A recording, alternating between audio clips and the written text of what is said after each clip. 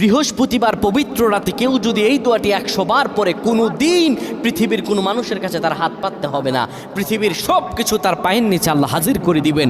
দারিদ্রতা থেকে মুক্তি দান করবেন, বিপদ আপদ থেকে মুক্তি দান করবেন, তার সম্মানকে সুউচ্চতা দান করবেন, অসুস্থতা থেকে দূরে রাখবেন। আল্লাহর অশেষ দয়া ও রহম তাকে দান করে দিবেন। সুবহানাল্লাহ। বৃহস্পতিবার রাত এটি গুরুত্বপূর্ণ রাত। এই রাত সপ্তাহে একদিন আসে।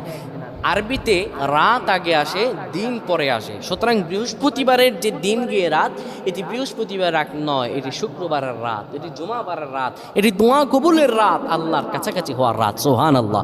এই বৃহস্পতিবার রাত আল্লাহ তাআলা বান্দার দোয়া কবুল করেন।